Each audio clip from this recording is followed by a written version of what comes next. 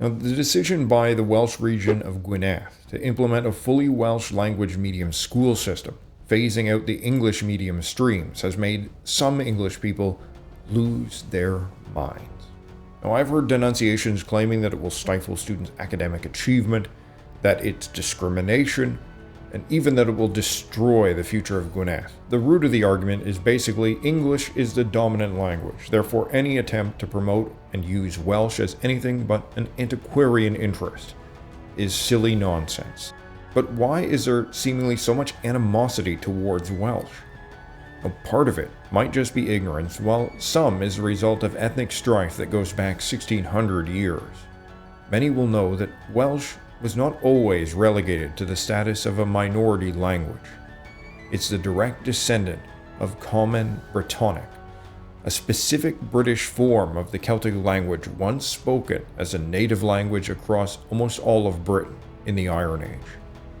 The invasion of the Anglo-Saxons and their subsequent spread increasingly pushed the Brythonic language to the sideline. The English called those who spoke the language Welsh, a word in the Old English tongue meaning foreigner, or more specifically, a Celt, a word originating from the Celtic tribal name of the Wulkai. The word survives also in the name of Cornwall, with Wall cognate with Welsh. They also refer to the population as Britons, which they never referred to themselves as until more recent times. Yet though the Anglo-Saxons gained dominance in much of England, and their language became the most dominant in Britain, there have been numerous arguments as to exactly how Anglo-Saxon the English really are. Was their spread really primarily driven by Germanic migrations, or rather through assimilation of Brythonic peoples? Might the English really be more Welsh than some would like to think? Some new genetic studies help shed light on this very question.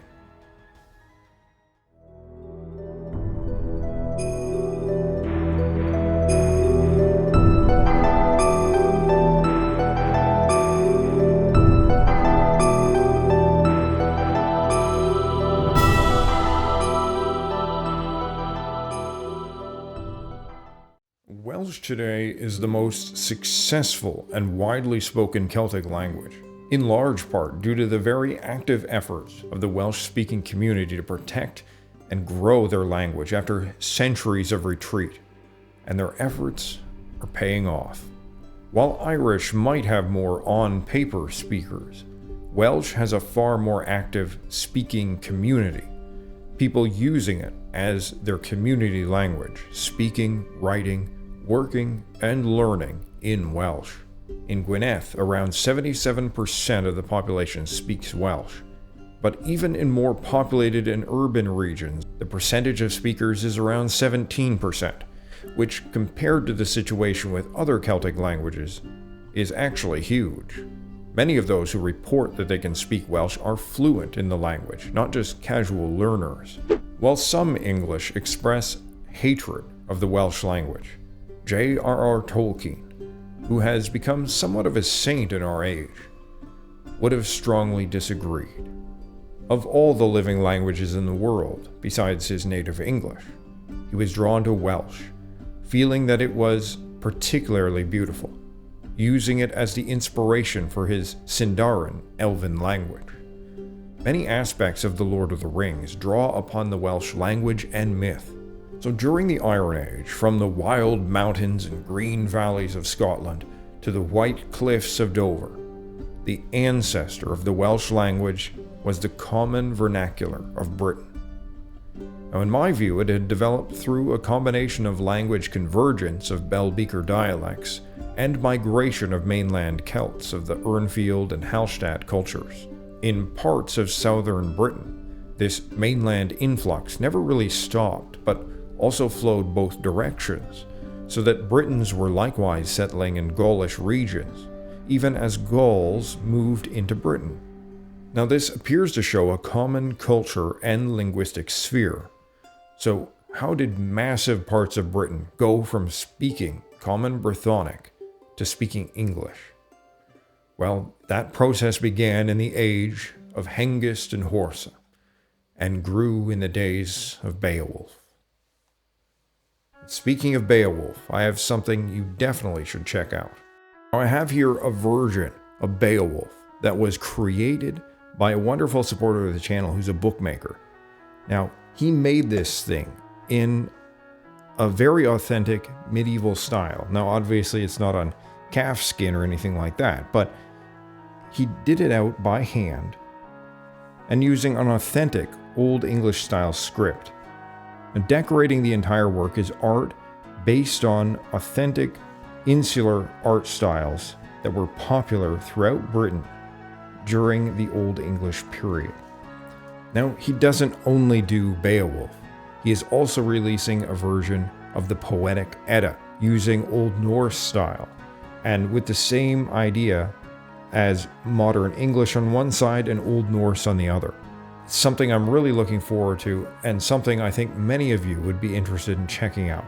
I've got the links below to his pages, so if you're interested in this kind of wonderful book, check it out. Now, while Latin gained prominence in elite circles and Roman organized colonies in parts of southeastern Britain following the conquest in 43 AD, it didn't succeed in replacing the native language as it had in Gaul and Iberia. Following the conquest, Latin began to spread in some regions, and the Brythonic language adopted many Latin words, but Brythonic remained the predominant spoken language throughout Britain. However, the Latin influence and political and military borders, such as the Antonine Wall and Hadrian's Wall, intensified tribal, ethnic, and linguistic divisions. At least by the early Middle Ages, these divisions had led to the linguistic split between Pictish and Common Brythonic, in part due to language isolation and Latin influences in the south versus Gaelic influences in the north. Now, in the 4th and 5th century, the Britons were facing expansionist forces from both east, west, and north. To the west, the Gaels were not only launching endless raiding campaigns, but were establishing settlements all along the west coast of Britain, from the Scottish Isles to the beaches of Cornwall. The Picts were pressing south hard, raiding inland, assailing the east coast. According to legend, it was these raids which saw the British seek aid from the Saxon mercenaries, who would turn upon their paymasters and conquer the land for themselves. The truth of this folk account might be rooted in the actions of the late Roman Empire, which saw the introduction into Britain of German auxiliary units. These troops may well have established communities of their own in Britain. Such communities may have served as the launching point for a later migration influx and conquest when the Roman Empire withdrew from the island. Facing the combined forces of the Gaels and the Anglo-Saxons, many Britons fled across the sea to Amorica, whose language and identity still exist today in Brittany. Now, quite probably there was already settlement there by the Britons during the Roman period, and several legends allude to this. Genetic studies also have pointed to the multi-directional gene flow during the Iron Age along the coastal regions of northern France. The famous legends of King Arthur developed out of this chaotic period of British history, likely the result of a merger of Celtic mythology and real history, as the British people battled for their survival, halting the English expansion for a time around the end of the 5th century, perhaps through a series of successful military campaigns, led by a figure who would be remembered as King Arthur. By the start of the 7th century, however, the Anglo-Saxons had expanded their control over much of south-central and eastern Britain, taking over the Brythonic kingdoms of Deira and Bernicia. Gododin fell and was absorbed into Northumbria, whose King Edwin completed the conquest of Elmet in 616. Lothian was absorbed around the same time, and the British kingdom of Rheged held out until around 730, when it was absorbed into Northumbria, possibly through elite marriage alliances. The Brythonic presence there is still preserved in the name Cumbric and Cumbria, coming from Combroges, meaning fellow countrymen, the same root which would give us the name camry, the name for the Welsh people in their own language. This shows us that the identity of Welsh was not originally confined to Wales, but is a survival of an earlier Brythonic identity that was common at least to many areas that are now part of England. The last Brythonic kingdom to fall outside of Wales was the kingdom of Strathclyde, at its greatest extent occupying the region between Loch Lomond and the River Amont at Penrith, just south of Carlisle in Cumbria. Now, Strathclyde was absorbed into the then Gaelic-speaking kingdom of Alba sometime in the 11th century. Now, when these regions of Britain came under Anglo-Saxon domination, the ethnic makeup and the language didn't change overnight. It was a period of slow decline. How much of this decline was genetic change and migration, and how much of it was assimilation? Now, in the earlier times, we had place names and scant archaeology to go by, but now we have some fairly substantial genetic studies which provide a lot more context. A 2022 study published in Nature called The Anglo-Saxon Migration and the Formation of the Early English Gene Pool provides us with some understanding of the processes underway in the early years. Now, firstly, the study concludes that yes, migration from the continent was indeed the driving factor for the ethno-linguistic changes in Britain. The Anglo-Saxons were really migrating and seizing control of lands in Britain, as had been considered common knowledge since the events themselves. However, it helps shed light on the level of this migration and the genetic makeup of the Iron Age groups. Bronze Age and Iron Age Scottish, Irish, and Welsh group fairly closely together, and this genetic range overlaps with that of Iron Age southeastern England. In the early medieval period, however, we see the introduction of genes that group together instead with those of northern Germany, Netherlands, and Denmark.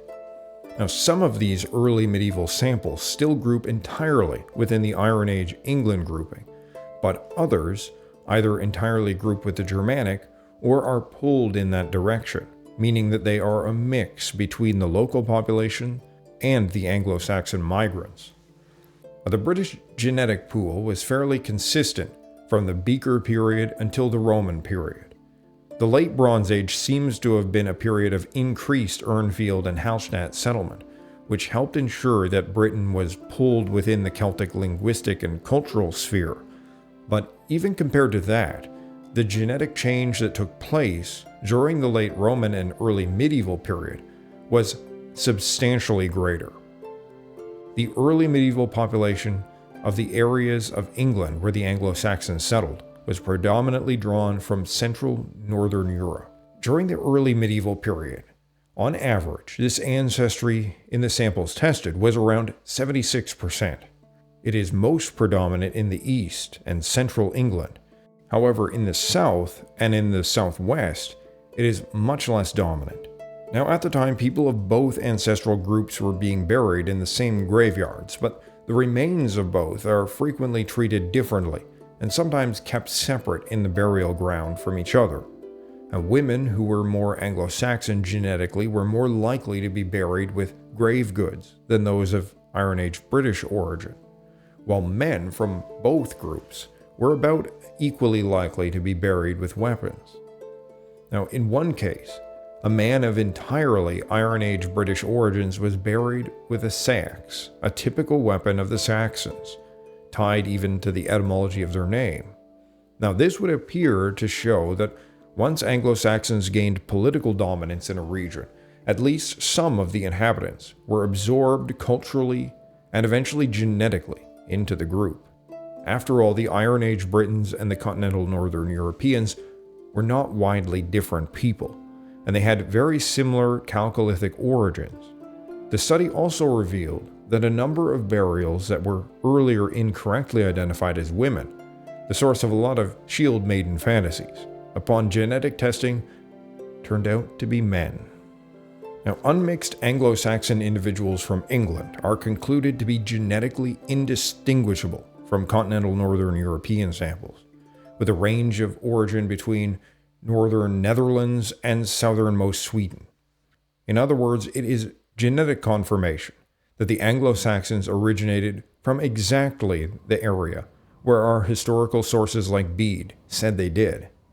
Haplogroup prevalence among Anglo-Saxon burials also shows around 73% of male haplogroups were not present in Britain during the Iron or Bronze Age, and similar trends seem to have existed among females, showing no particular sex bias, meaning that large numbers of continental North Germanic women were migrating to Britain alongside men, and that Germanic men were not particularly focused on acquiring British wives. Evidence from early Anglo-Saxon settlement in Britain shows that a large migration of both men and women did occur, but alongside this migration was a process of assimilation. The early Anglo-Saxons did not remain unmixed for long. Local Brythonic peoples who dwelt in the regions controlled by the Anglo-Saxons were mixing with the Germanic migrants and adopting their language and culture. While there were many Britons who attempted to resist this assimilation, many rebellions and efforts to cast off the Saxon rule that go unmentioned in our scant historical sources for the period. Over time, with the defeat of these efforts of resistance, the population gradually adopted the English language and identity, but typically this occurred through gradual intermarriage. This process played out across the regions which fell under English control. The Cumbric language in the region of the Kingdom of Strathclyde is thought to have persisted into the 13th century, and in isolated pockets perhaps even longer. The situation was likely similar in all of England, where beyond the core regions of the Anglo-Saxon settlements, there persisted Brythonic language and cultural holdouts for a long time. The genetic study shows to some extent this patchwork nature that existed in early medieval England. Due to the limited samples, we don't have anywhere near a complete genetic picture, but we can assume similar trends. As the Anglo-Saxons extended their power and as the populations mixed over time, the basis for the modern English population would gradually emerge. Modern English have considerable Brythonic admixture, though it's highly dependent on location. On average, however, between 11 and 57% of modern English ancestry is of Iron Age Brythonic origins. In certain regions, especially in the East, English ancestry is still largely Germanic, while in Western and Southern regions, a majority or plurality of one's ancestry is likely to be Brythonic. What this means is that to various degrees, the Brythonic language and its descendants, such as Welsh, are ancestral to almost all English people, and many Scottish people as well, as Pictish and Cumbric were likewise Brythonic. Now, because many Brythonic people were gradually absorbed into the English identity, there are some traces of this influence that they had upon the English language. The first is in names of Welsh or Brythonic origin, which are not infrequently used in English. Arthur, Owen, Gavin, Morgan, Tristan. Family names are often even less recognized as Welsh, such as Howell, Maddock, Meredith, Powell, Price, Pritchard, Bowen, Perry, Lloyd, Evans, Owens. There may be also other deeper influences. For instance, besides Icelandic, English is the only Germanic language to have retained both the th sound and the w sound, both of which Welsh also makes heavy use of.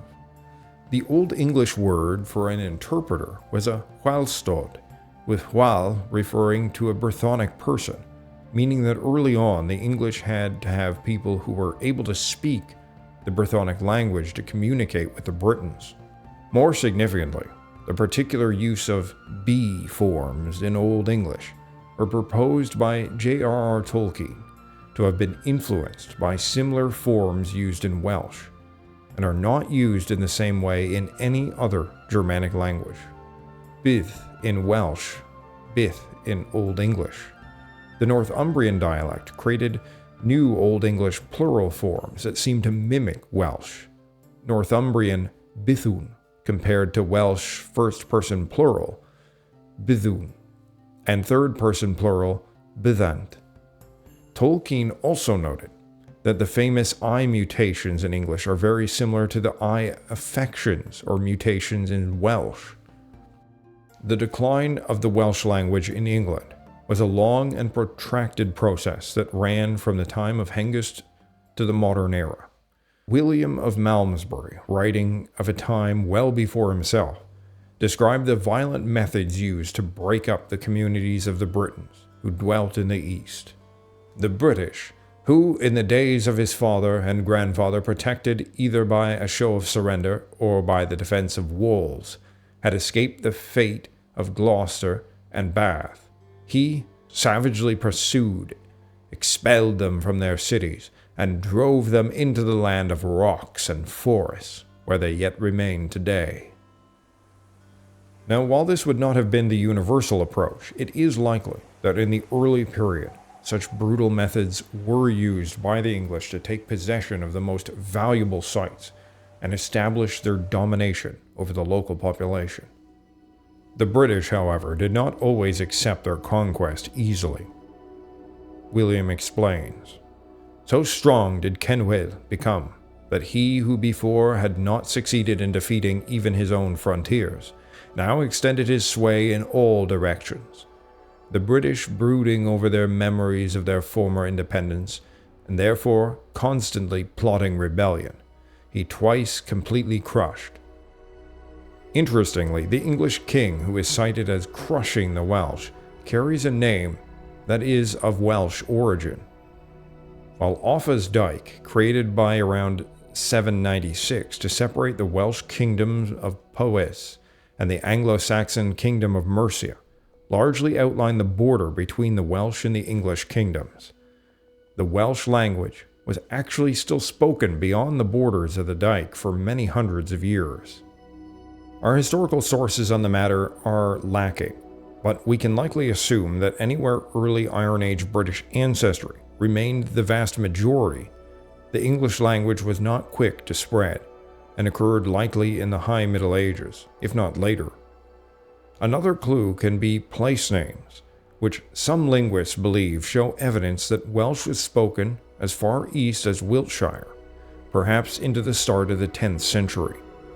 That expulsions and flights were undertaken, especially in the earlier period in core English regions, is very likely. But that was not a uniform practice in all regions, and many more outlying regions remained largely British.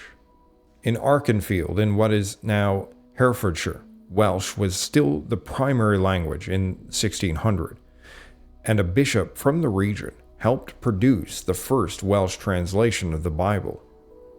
It was still recorded as a significant community language in the region in 1750, and up to 1850, local churches were still posting notices in both Welsh and English.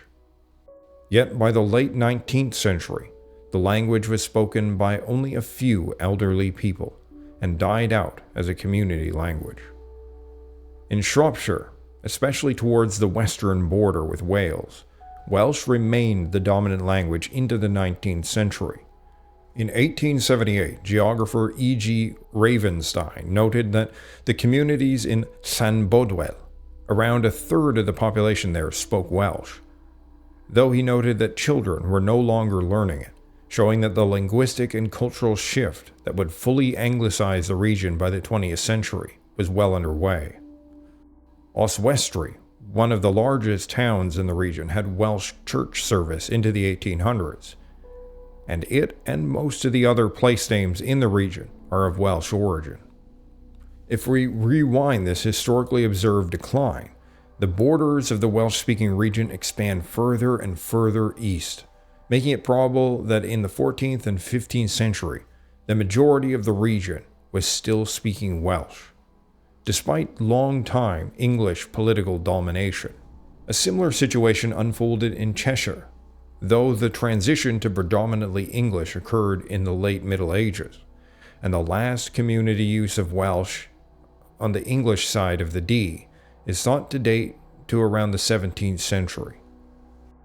In regions with lower spread of Anglo-Saxon genetic makeup, you will likely find a slower transition to the adoption of English and the English identity. However, as English moved and settled and mixed with local Brythonic peoples, due to their dominant social position, it had the effect of spreading the identity and language. This unbalanced social dynamic was reinforced through laws which favored the English language and identity, as well as a centralization of wealth and power in the hands of an English-oriented nobility. This can be seen most clearly by looking at Wales itself. The most English regions of Wales today are the south, and historical migrations of English and others are an important cause of this. The Normans were able to seize control of Pembrokeshire in the 12th century. Various migrations were organized to support their occupation and displacement of the local population, especially when King Henry I brought in large numbers of Flemish settlers. Over the 12th century, the region between Milford Haven and Carmarthen Bay became known as Little England beyond Wales, distinguished by its predominantly English-speaking population as the king brought in instructors to teach the Flemish English. Later English settlement throughout the south shifted the ethnic makeup and dislocated the language.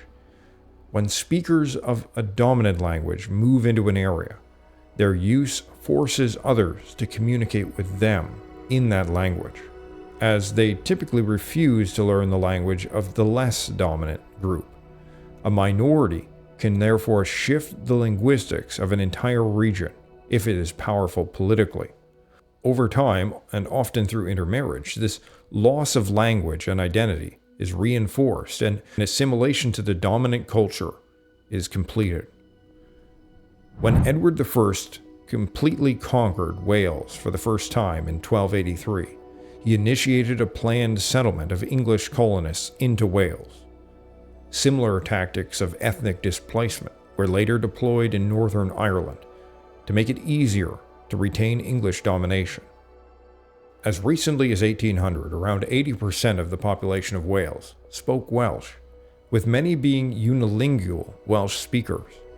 If we wind the clock back to 1500, the number would not only be 95%, save for some English landholders and settlers, but Welsh was still widely spoken beyond the political borders of Wales, in the lands of Lloegr, England in the tongue of the Camry. Some have explained the word Lloegr as meaning the lost lands, though its true etymology appears related to a Gaelic word meaning a warrior, the lands of the warrior bands who came to Britain in the chaotic days of Rome's fall. Yet England is the lost land of the Britons, absorbed, displaced, conquered. Their former glory lives in the many place names of Brythonic origin across England and Scotland. Cymraeg, the Welsh language, is an irreplaceable part of the history and identity, not only of Wales, but all of Britain. Even the most Anglo-Saxon of English people has some Brythonic ancestry. Rather than rage about the Welsh taking strong measures to preserve their language, we should be thankful that there are still people willing to struggle to preserve it, for some part of that Welsh blood runs in the veins of all the peoples of Britain and their descendants.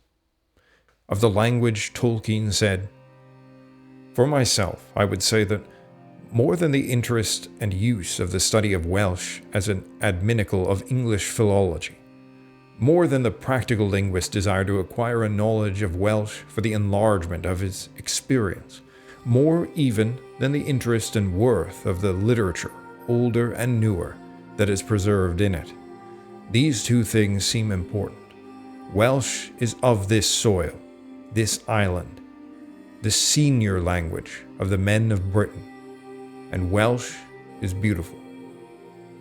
He went on to say, "We each have a native language, but that is not the language that we speak, our cradle tongue, the first learned.